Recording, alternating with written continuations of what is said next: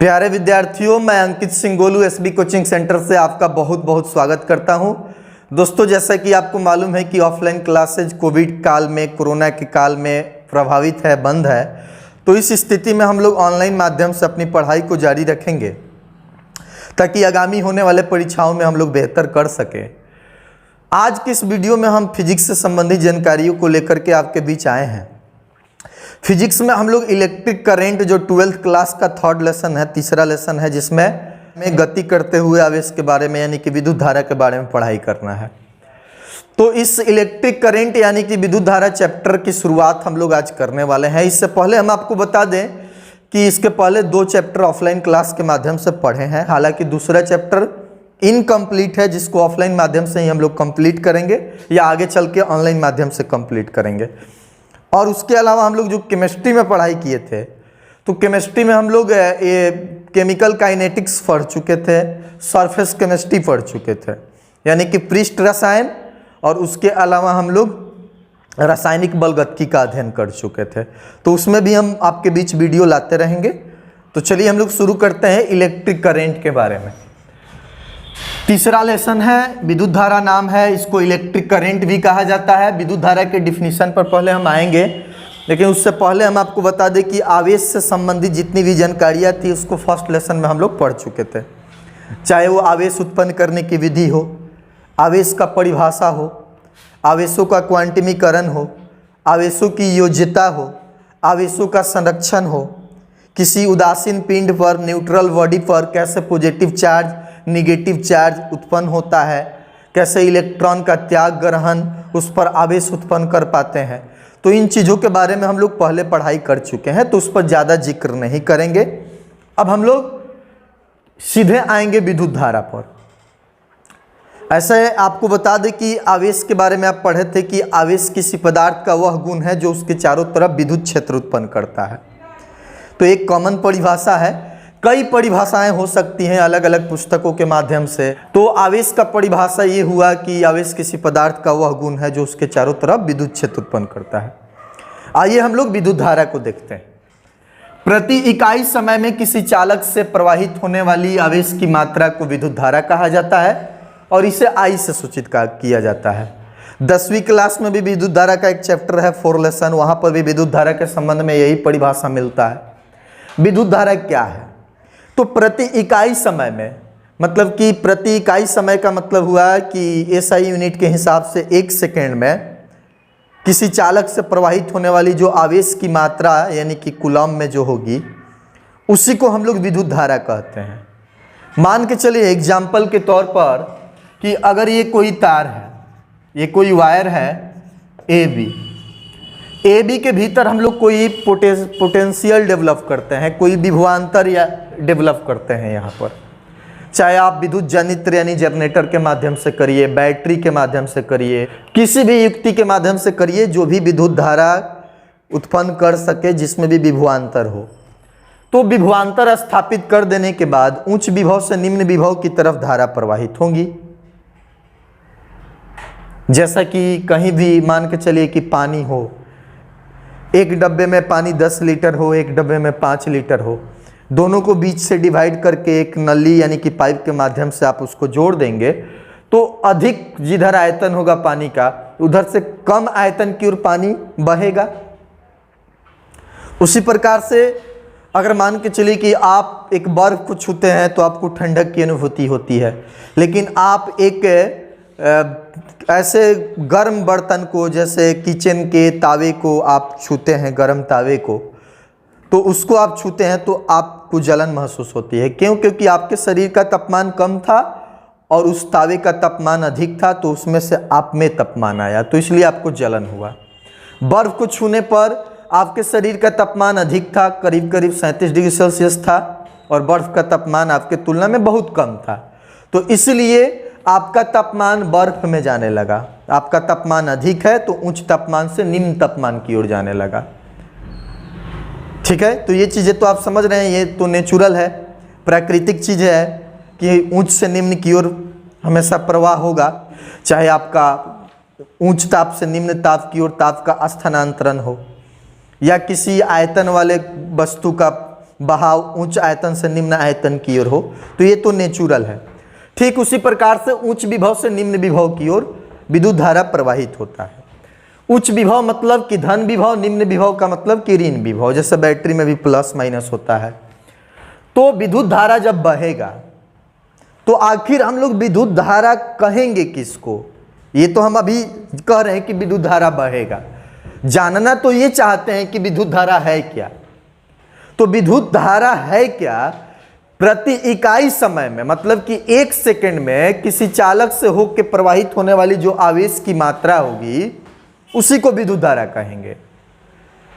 Real में जब आप पोटेंशियल डेवलप करिएगा किसी कंडक्टर यानी चालक के दोनों छोरों पर, तो विभवांतर स्थापित करने के बाद उच्च विभव से निम्न विभव की ओर आवेश बह कर जाता है, मतलब कि आवेश गति करता है। तो प्रति इकाई समय में जितना आवेश गति करते हुए उस चालक से होकर गुजरेगा उसी की मात्रा को विद्युत धारा कहते हैं। मान लीजिए कि ये कोई तार है और इसमें 15 सेकेंड में एक प्रैक्टिकल किया गया और 15 सेकेंड में पाया गया कि इसमें 60 कूलाम आवेश इससे होके चला गया। तो 15 सेकेंड में 60 कूलाम आवेश गया। कितना आवेश गया?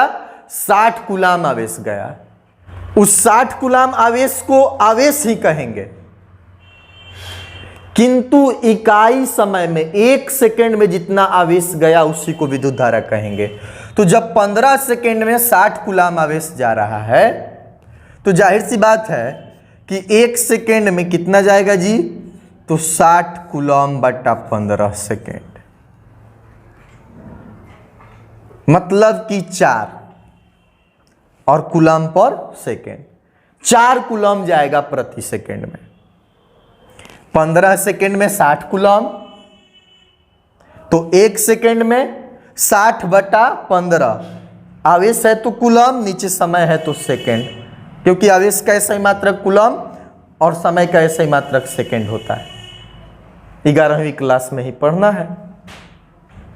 तो ये चीजें हो गया। अब देखिए ध्यान से आप यहां पर कि प्रति इकाई समय में किसी चालक से प्रवाहित आवेश की मात्रा को जो हम लोग विद्युत धारा कहते हैं, तो प्रति इकाई समय में कितना आवेश किसी चालक से गुजरा इसको ज्ञात करने के लिए हम लोग किए क्या? तो हम लोग कुल आवेश को ऊपर और कुल समय को नीचे लिखे हैं। और लिखे भी क्यों नहीं? क्योंकि 15 सेकेंड में जब 60 कूलम है तो 1 सेकेंड में निकालने के लिए आपको टोटल समय से भाग देना पड़ेगा, और उसी 1 सेकेंड के आवेश को हम लोग विद्युत धारा कहते हैं। तो विद्युत धारा का सूत्र बन जाएगा ऊपर कुल आवेश और नीचे कुल समय। तो यहां पर देख सकते हैं विद्युत धारा जिसको I से सूचित करते हैं, तो इस I का सूत्र हो जाएगा कुल आवेश Q बटा कुल समय T। ऐसा कर देने पर इकाई समय का 1 सेकेंड का, 1 सेकेंड में चालक से प्रवाहित आवेश की कुल मात्रा ज्ञात हो जाएगी। तो यह विद्युत धारा के संबंध में कंसेप्ट था, उसका डेफिनेशन था, उसका यहां फॉर्मूला है। विद्युत धारा को I से सूचित करते हैं, आवेश को Q से और समय को T से। विद्युत धारा का मात्रक एम्पियर होता है, आवेश का मात्रक कूलम होता है और समय का मात्रक सेकेंड होता है। मात्रक मतलब जिसमें इसको व्यक्त करेंगे, मापेंगे, तौलेंगे।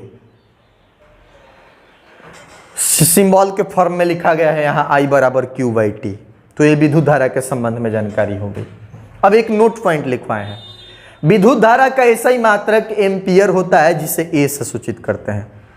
जिस तरीके से द्रव्यमान का ऐसा ही मात्रक किलोग्राम यानी कि संकेत kg, समय का ऐसा ही मात्रक सेकेंड यानी कि संकेत S, तापमान का ऐसा ही मात्रक केल्विन संकेत K, उसी तरीके से विद्युत धारा का ऐसा ही मात्रक एम्पियर होता है और उसको संक्षिप्त में A द्वारा व्यक्त किया जाता है, कैपिटल लेटर में A।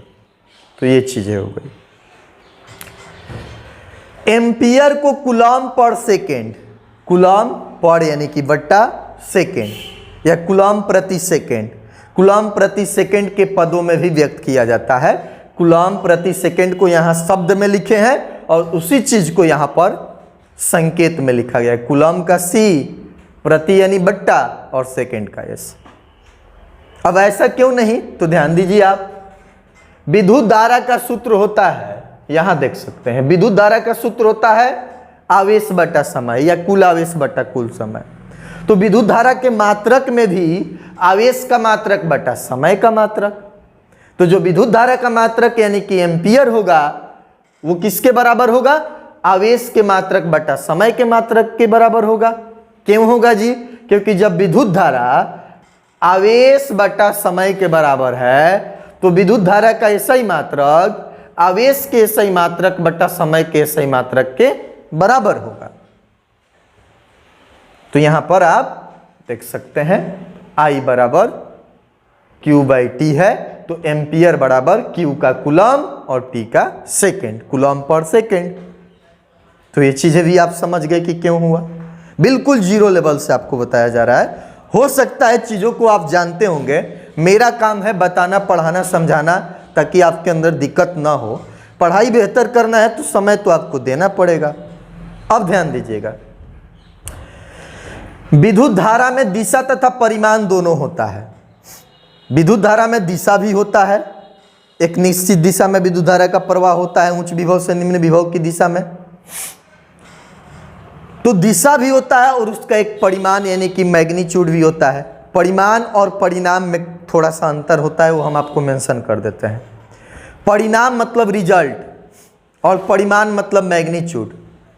जैसे आपको किसी भी भौतिक राशि को व्यक्त करने के लिए केवल संख्या या केवल न्यूमेरिकल वैल्यू का उपयोग करना पड़े तो आप परिणाम कहेंगे, लेकिन न्यूमेरिकल वैल्यू के साथ मात्रक भी आए तो उसको आप परिमाण कहेंगे। जैसे 10 कलम, तो कलम की संख्या कितनी है, 10 केजी नहीं, 10 लीटर नहीं, 10 क्विंटल नहीं, इस टाइप का कुछ नहीं है, 10 कलम है, तो रिजल्ट हुआ, परिणाम हुआ। लेकिन अगर कहा जाए कि किसी पत्थर का द्रव्यमान 5 केजी है, किसी पिंड का द्रव्यमान 5 केजी, तो वहाँ पर 5 भी है और केजी भी वहाँ पर मात्रक लगा है, मतलब वो 5 ग्राम नहीं है, 5 क्विंटल नहीं है, 5 किलोग्राम है, 5 किलोग्राम है। तो वही चीजें हैं यहाँ पर। तो दिशा और परिमाण दोनों होता है, उसके बावजूद भी यह अदिश होता है। क्यों? क्योंकि इसको साधारण बीजगणितीय नियम से जोड़ पाना संभव होता है। 11th क्लास में इसका जिक्र है, पढ़ना है कि सदिश राशि जिसमें दिशा भी हो और परिमाण भी हो, मतलब जिसको व्यक्त करने के लिए दिशा और परिमाण दोनों की आवश्यकता पड़े तो सदिश, और दिशा की आवश्यकता न पड़े, केवल परिमाण की आवश्यकता पड़े तो अदिश। लेकिन इसमें दिशा और परिमाण दोनों होता है तो सदिश होना चाहिए। लेकिन एक चीज़ ये है कि इसको जोड़ने के लिए वेक्टर के रूल की आवश्यकता नहीं पड़ती है, सदिश योग के नियम की जरूरत नहीं पड़ती है, साधारण बीजगणितीय नियम से जोड़ा जा सकता है, इसलिए यह एक अदिश राशि है। तो ये चीज़ें भी आप याद रख सकते हैं। ज़्यादा माथापेची नहीं, ज़्यादा विवादों में नहीं फंसना है, नॉलेज गेन करना है, जानकारी प्राप्त करना है। तो ये इसके संबंध में रही। अब विद्युत धारा को आप ऐसे भी परिभाषित कर सकते हैं कि आवेश तथा समय के अनुपात को विद्युत धारा कहते हैं। बिल्कुल सही बात है। जब आवेश और समय के अनुपात आप कर दीजिएगा, मतलब कि आवेश और डिवाइड कर दीजिएगा किससे, समय से, तो क्या पता चलेगा, इकाई समय में कितना आवेश प्रवाहित हो रहा है वही पता चलेगा।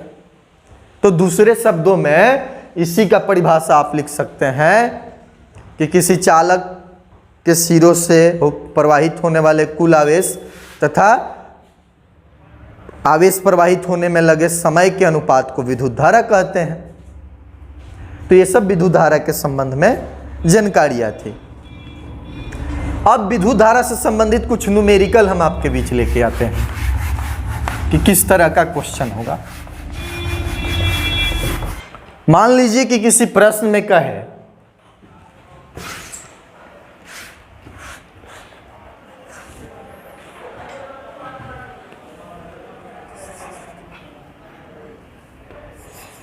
क्वेश्चन कर दे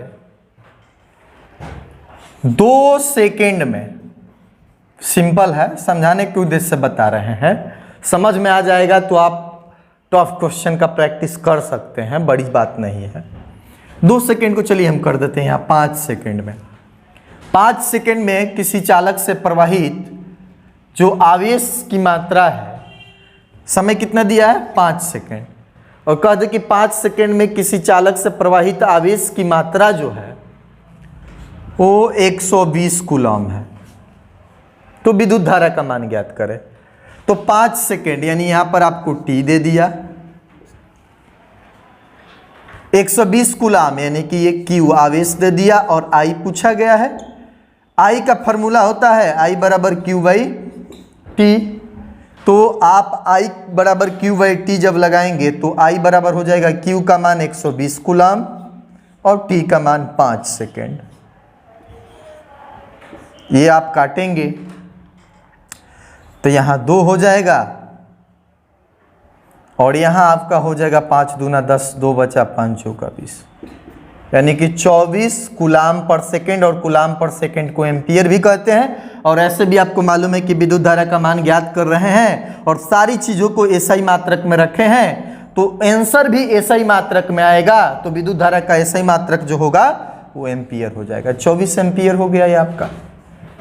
लेकिन मान के चलिए कि यही प्रश्न इस प्रकार से दे दे कि समय दे दे 2 मिनट और कहे कि 2 मिनट में किसी चालक से प्रवाहित होने वाले आवेश की मात्रा जो Q बराबर है 360 कूलम है, तो विद्युत धारा का मान ज्ञात करें, I का मान ज्ञात करें। अब आप I बराबर Q बाई टी निकालिएगा, और I बराबर Q बाई टी, तो Q आप रख दीजिएगा 360 कूलम और T रख दीजिएगा 2 मिनट, और आप कहिएगा काट करके कि 180 एम्पियर आंसर, तो ये गलत हो जाएगा।